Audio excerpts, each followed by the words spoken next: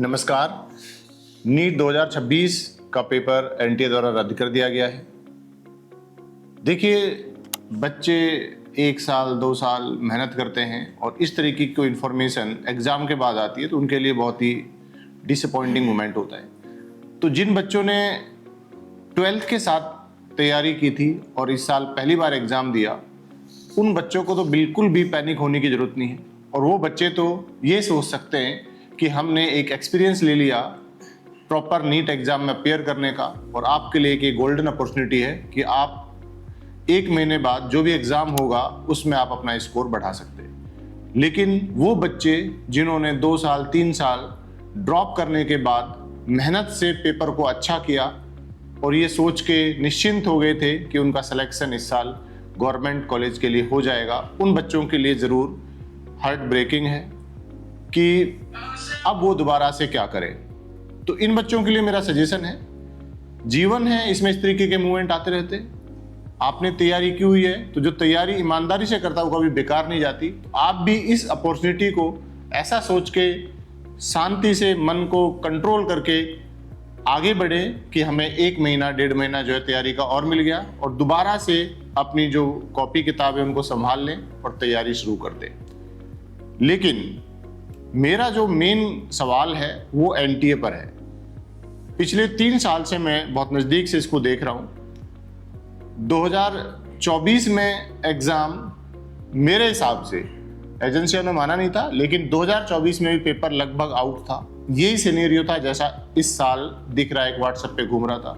इसलिए जो cut off थी 650 के ऊपर चली गई थी। बहुत बड़ी कट ऑफ है 650 720 में से। तो मैं तो ये कहूँगा उस साल भी पेपर में कुछ ना कुछ धांधलियाँ हुई थी। ठीक है, कोर्ट ने नहीं माना, एनटीए ने नहीं माना, काउंसलिंग होगी।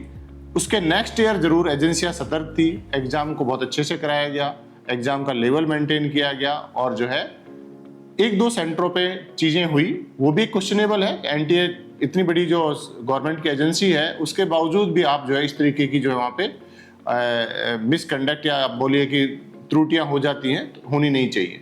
लेकिन इस साल आप ये सोचिए, 1 महीना पहले से लोग कह रहे हैं कि व्हाट्सएप पे पेपर सैंपल पेपर के रूप में घूम रहा था, एनटीए को पता नहीं चला। बड़ी बात यह है कि बच्चों ने एग्जाम से पहले भी शिकायतें की, किसी ने उसको सीरियस नहीं लिया। तो देखिए, मेरा क्वेश्चन तो ये जो काउंसलर हैं, एजेंट्स हैं, या जो भी लोग हैं इसमें इन्वॉल्व हैं कॉन्स्पिरेसी में, जिन्होंने पेपर को आउट कराया, उनमें तो सज़ा बनती ही बनती है। लेकिन उससे बड़ी सज़ा एनटीए को भी मिलनी चाहिए, या एनटीए से जुड़े हुए जो लोग जो इसमें लिप्त हैं, जो पेपर को लीक कराने में इन लोगों की हेल्प करते हैं, उनकी जवाबदेही जरूर बनती है। और मुझे तो ऐसा भी लगता है कि देखिए, अपने यहाँ जो है कानून का डर कम है, इसलिए इस तरीके की एक्टिविटीज़ हर 2-3-4 साल में होती रहती हैं। कोई भी एग्ज़ाम हो, चाहे वो बड़े लेवल का हो, चाहे 12th लेवल का हो, चाहे छोटा एग्ज़ाम हो, एग्ज़ाम जो बच्चे ईमानदारी से मेहनत करते हैं उनके लिए एक बड़ा मोमेंट होता है। और उसके बाद अगर ये पता पड़े कि कोई चीटिंग करके उस एग्ज़ाम को पास कर रहा है तो बड़ा दुख होता है। तो मेरी ये गवर्नमेंट से ये निवेदन है कि जो भी लोग इसमें इन्वॉल्व हैं, इंक्लूडिंग एनटीए जो लोग से एनटीए के लोग इसमें इन्वॉल्व हैं, उनको कड़ी से कड़ी सज़ा मिलनी चाहिए। और ऐसी सज़ा मिले कि जो है लोगों में मैसेज जाए कि आप इस तरीके की एक्टिविटी आगे करें तो आपको जो है एक बड़ा पनिशमेंट मिलेगा। अगेन वापस मैं बच्चों पे आऊँगा, तो बच्चों, आपको पैनिक होने की ज़रूरत नहीं है। ये आपका, हमारा, टीचर का और बच्चों का एक पॉइंट ऑफ इंटरेस्ट ही नहीं है कि क्या होगा, कैसे होगा, क्यों हुआ, लीक नहीं होना चाहिए था। हमारा इंटरेस्ट है कि हम अब दोबारा से अपनी तैयारी में लग जाएं।